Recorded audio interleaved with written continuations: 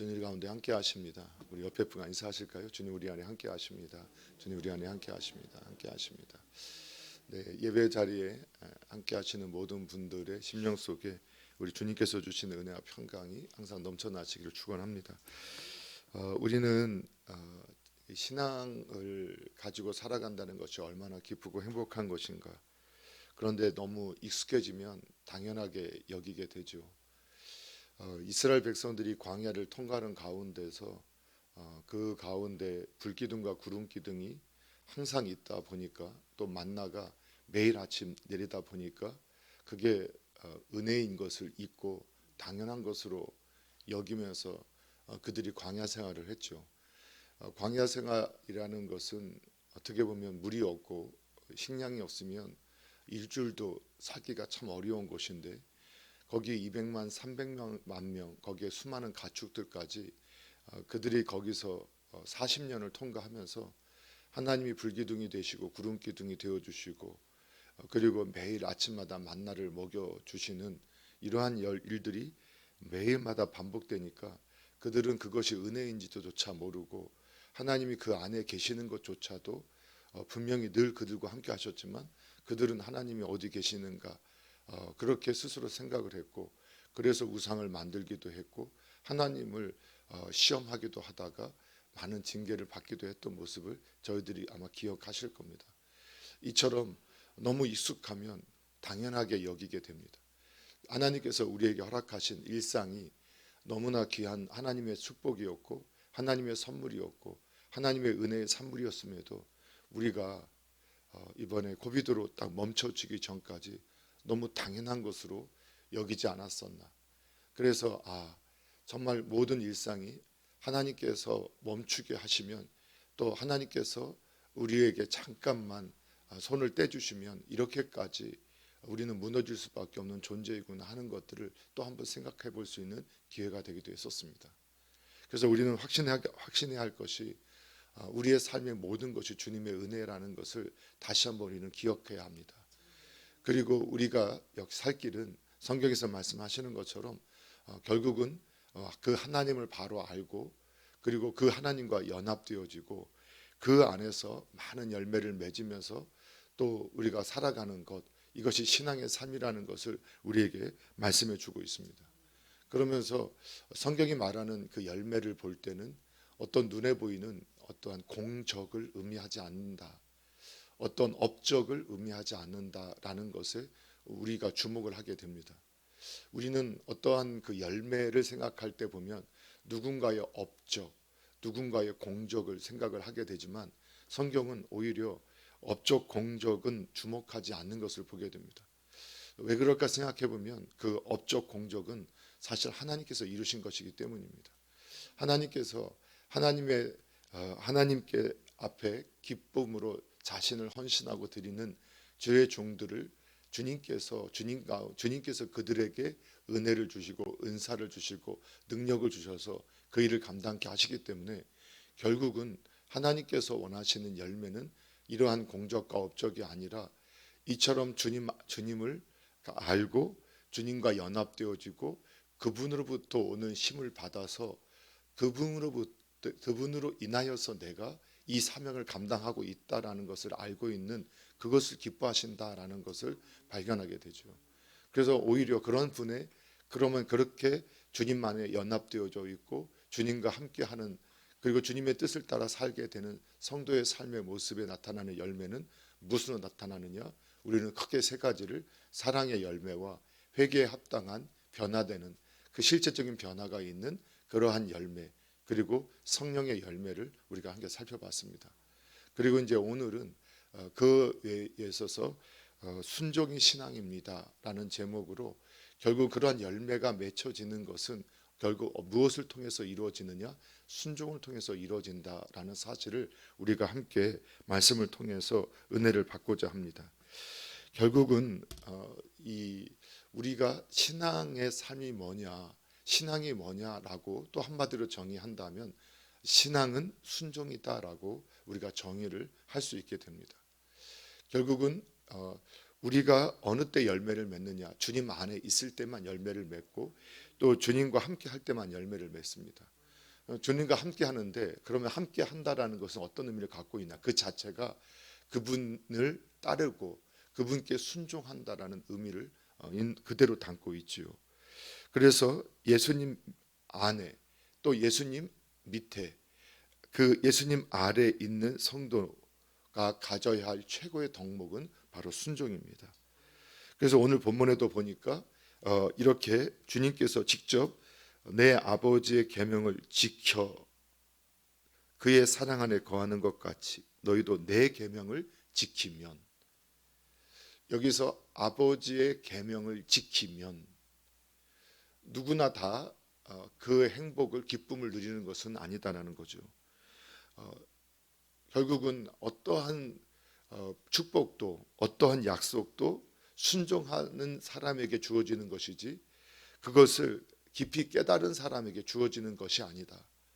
그리고 감동받은 사람에게 주어지는 것이 아니다. 또 그것을 잘 알고 있는 사람에게 주어지는 것이 아니다. 오늘 성경 우리에게 말씀하고 있습니다. 그러니까 가야 얻을 수 있습니다. 순종할 때만이 그 결과를 얻을 수 있습니다. 그리고 이 순종의 최고의 열매는 무엇이냐? 또 순종의 또 하나의 열매가 또 무엇이냐? 그 10절에 나오는 말씀처럼 내가 아버지의 계명을 지켜 그의 11절에 내가 이것을 너에게 이름은 내 기쁨이 너희 안에 있어 너희 기쁨을 충만하게 하려 합니다. 그래서 영적인 삶이다. 신앙의 삶을 영적인 삶이다라고 저희가 표현을 하지 않습니까?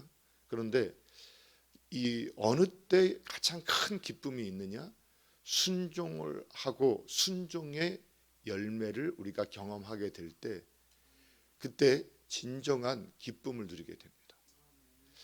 이때 우리가 누리게 되는 기쁨은 성경에서 말하는 이 기쁨은 우리가 세상에서 경험하는 기쁨이 아닙니다. 이것은 하나님과의 관계 속에서 경험하게 되는 기쁨입니다. 우리가 사람을 통해서도 어떠한 일을 통해서도 기쁨을 느낄 수 있습니다. 그런데 순종을 통해서 얻는 기쁨은 이러한 기쁨과 비교될 수 없는 기쁨입니다. 예수님의 기쁨은 그런 기쁨이었습니다. 도저히 이해될 수 없는 기쁨입니다. 주님의 뜻을 알고 그 뜻에 순종했을 때 얻게 되는 기쁨은 환경을 초월하는 기쁨입니다. 그러한 기쁨을 누렸던 사람 중에 하나가 사도 바울. 그는 감옥에 갇혀 있을 때도 그 주님과의 깊은 관계 속에서 아버지의 주님의 뜻에 순종하여서 그 빌립보까지 도착하고 그가 겪는 일들은 도무지 이해가 되지 않는 일인데도 그의 영혼에는 기쁨이 있고 찬송이 있었습니다. 오늘 우리에게 주시는 기쁨은 바로 이러한 기쁨이죠. 아버지의 뜻이 이루어질 때 아버지의 기쁨으로 함께 기뻐할 수 있는 그 기쁨을 하나님께서 순종의 사람들에게 허락해 주십니다. 그래서 하나님 앞에서 왜 이렇게 순종이 중요할까? 성경을 가지고 우리가 들어가 보면 하나님께서 사람에게 가장 먼저 요구하신 것이 순종이셨습니다. 순종이었습니다.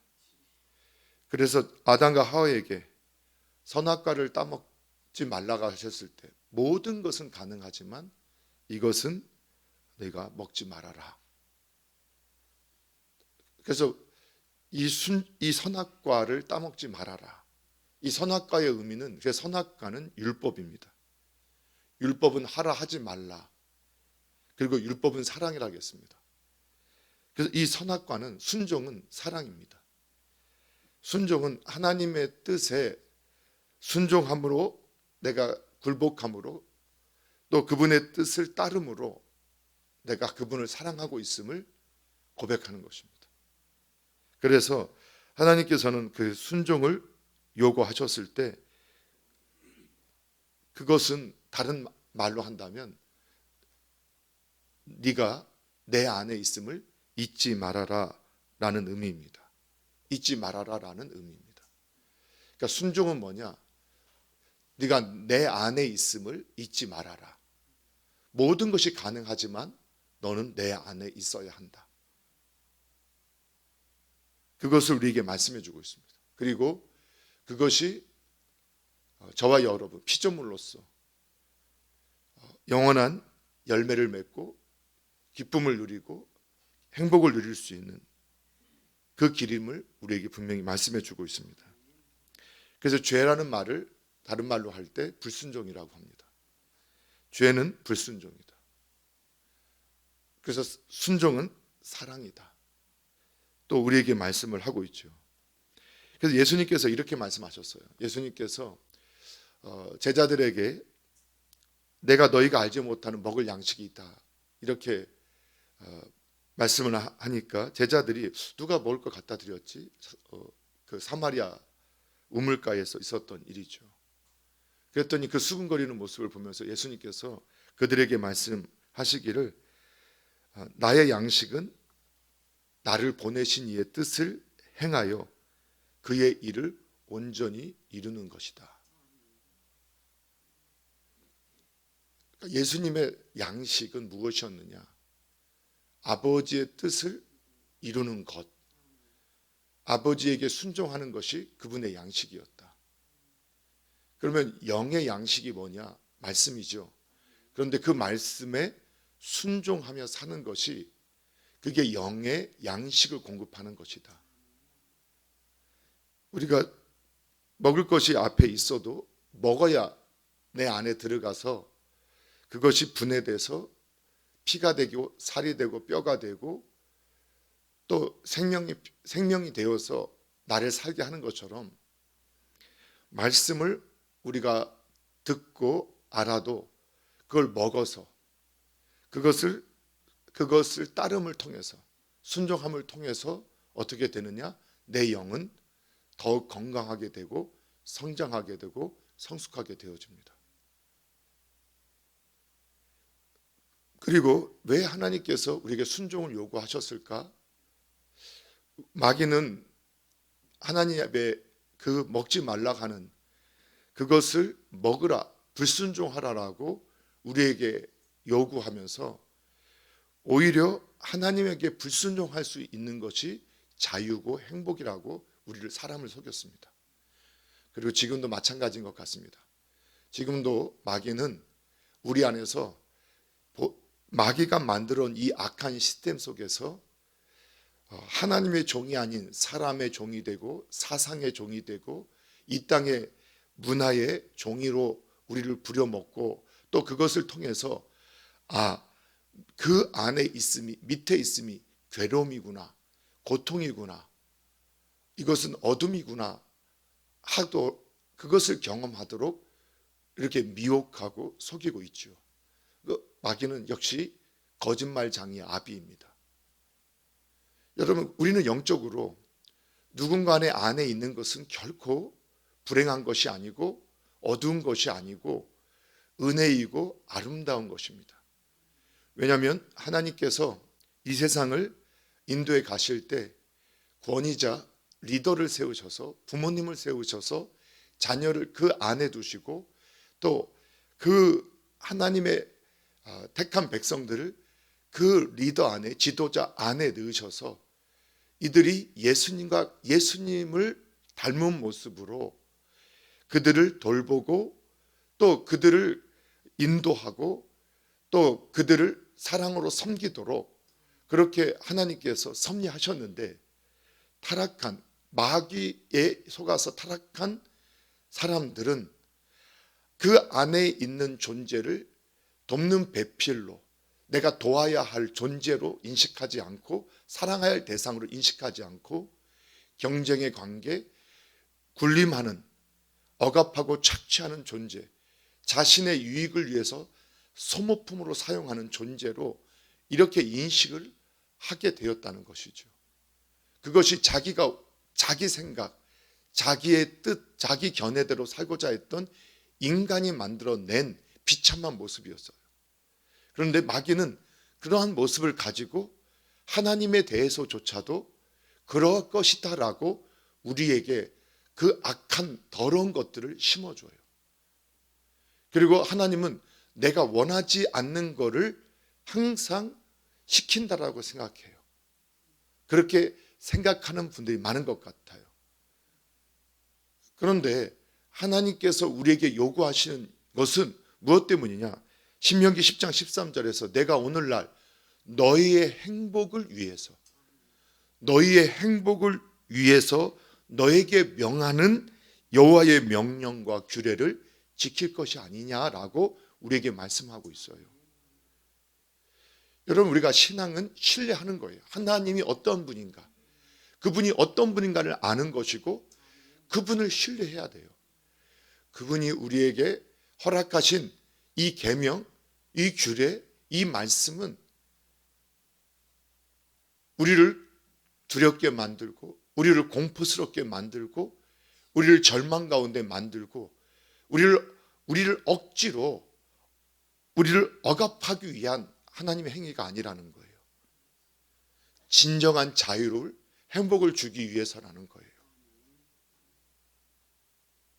그것을 우리가 확신할 수 있어야 돼요. 그러면 어느 때 우리가 진정한 행복을 누리느냐? 순종할 때예요. 그래서 예수님께서 이렇게 말씀하신 거예요. 내 기쁨은 어떤 기쁨이냐? 아버지의 뜻에 순종할 때 얻는 기쁨. 이 기쁨이 너희에게도 있었으면 좋겠다. 이 기쁨이 있었으면 좋겠다. 그리고 우리 요한복음 뒤에 17장 4절에도 보게 되면 이렇게 나와 있죠. 아버지께서 내게 하라고 주신 일을 내가 이루어 아버지를 이 세상에서 영화롭게 하였사오니. 동일하게 누가 하나님을 영화롭게 하느냐?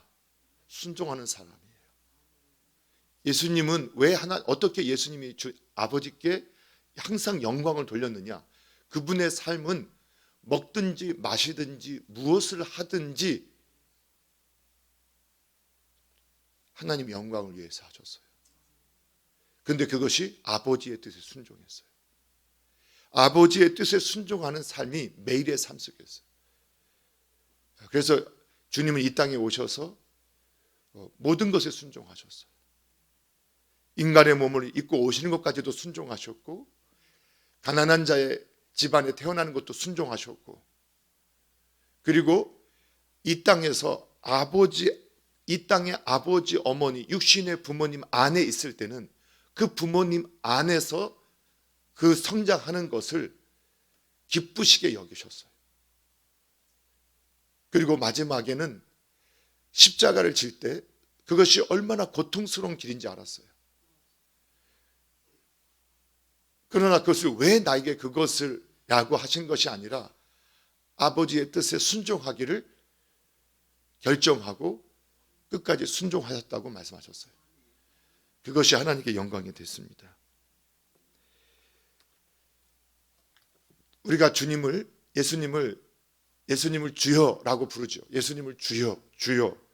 그런데 또한 우리가 진정으로 예수님을 주님으로 인정하는 행위는 무엇이냐? 순종입니다. 예수님께서 누가복음 6장 46절에 보면 너희는 나를 불러서 주여 주여 하면서도 어찌하여 내가 말하는 것을 행하지 아니하느냐. 아니, 주인이라면서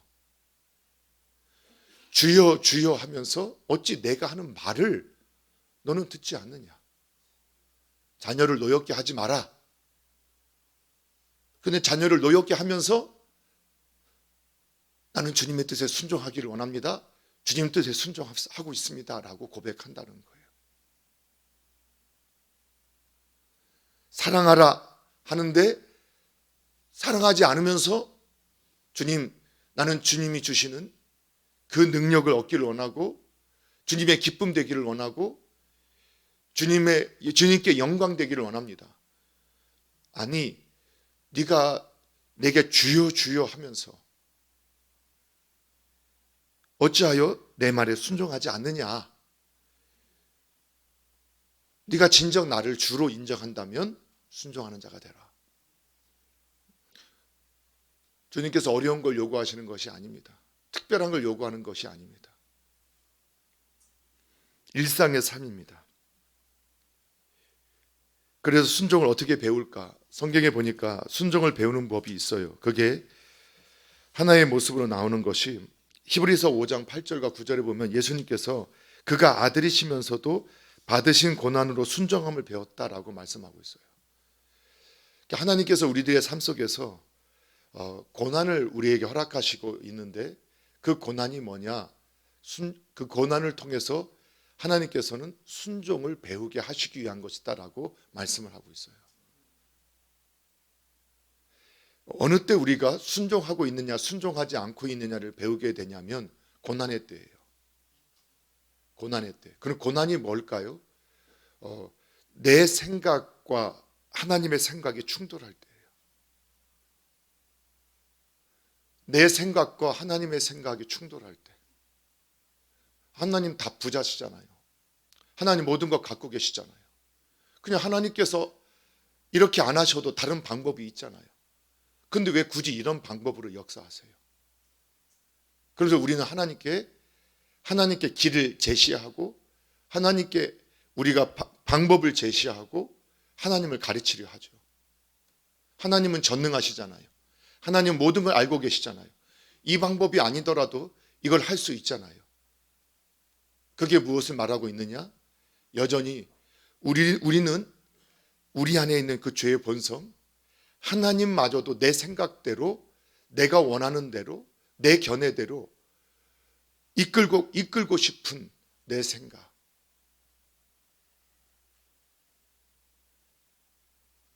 그래서 순종한다 하면서도 큰형같이 되는 거죠.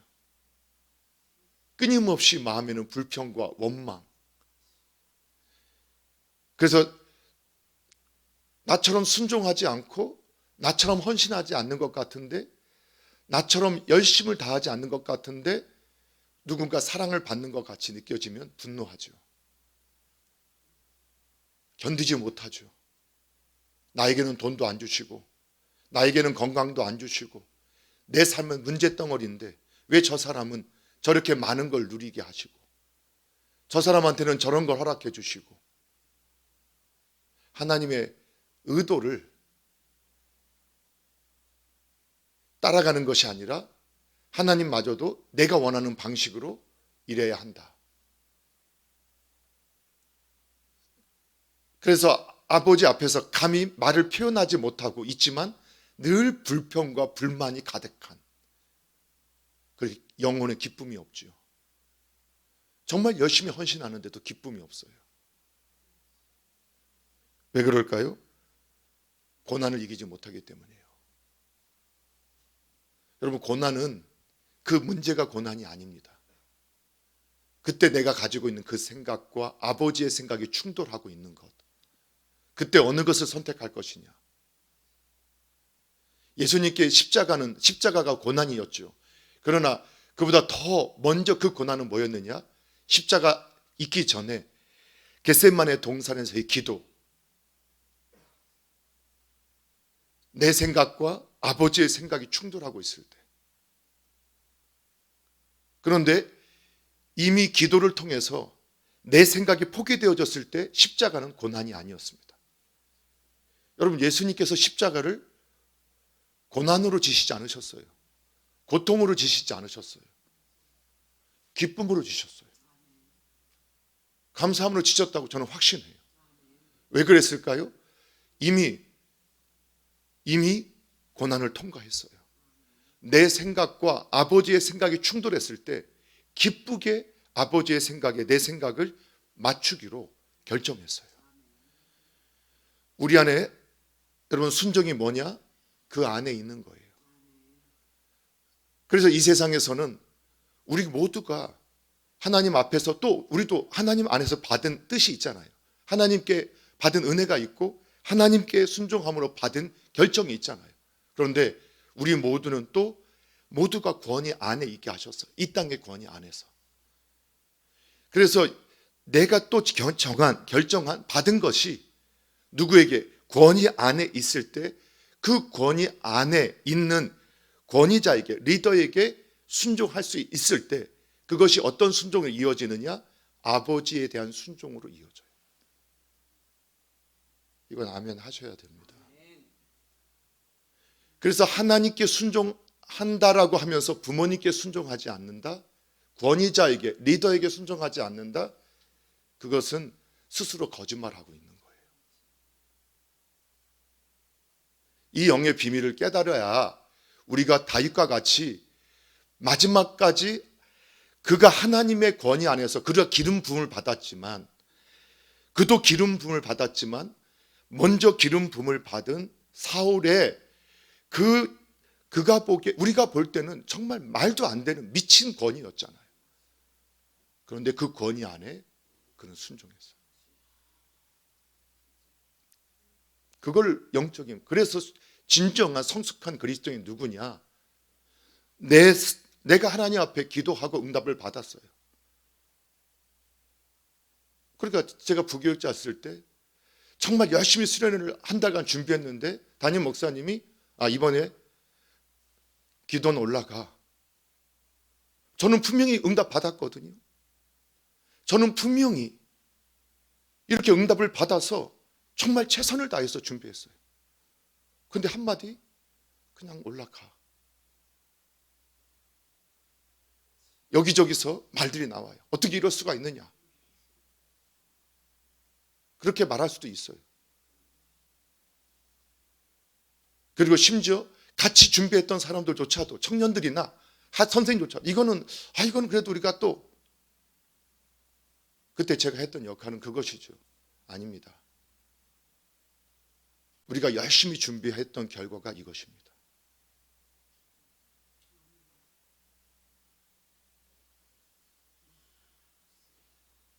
그런데 우리는 어떻게 하죠? 대개는 이렇게 행동을 해요. 이거는 우리를 무시한 처사다.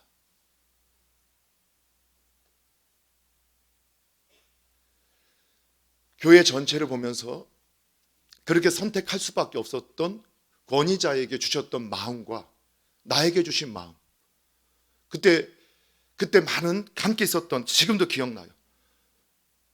나도 하나님의 사람이다. 나도 하나님께 받았다. 맞아요. 저는 그거 맞았다고 생각해요. 그건 분명히 맞다고 생각해요. 그런데 권위 안에 있을 때 그것에 순종하지 않는다면 그 생각이 아무리 옳아도 그 행위는 어떤 행위가 되느냐? 마귀의 행위가 돼요. 더군다나 내가 하나님께 받은 것이기 때문에 더 그래요. 어쩌면 우리 교회가 그러한 은혜 가운데 있었던 것 중에 하나 보면 그러한 성도님들이 계셨어요. 그런 장로님, 권사님들이 계셨어요. 이거는 영의 세계를 깨달은 사람만이 할 수 있는 모습이었다고 확신을 해요. 사랑하는 성도 여러분, 고난을 통해서 예수님께서 순종을 배우셨어요. 그리고 온전케 되셨어요. 그리고 자기에게 순종하는 모든 자에게 영원한 구원의 근원이 되셨다고 말씀하셨어요. 여러분, 진정한 신앙은 무엇입니까? 순종입니다. 신앙은 순종입니다. 그리고 그렇게 살아가는 성도에게 주님이 일하심을 주님이 보여주실 것을 믿으시기 바랍니다. 그 은혜가 충만하기를 주님의 이름으로 축복합니다.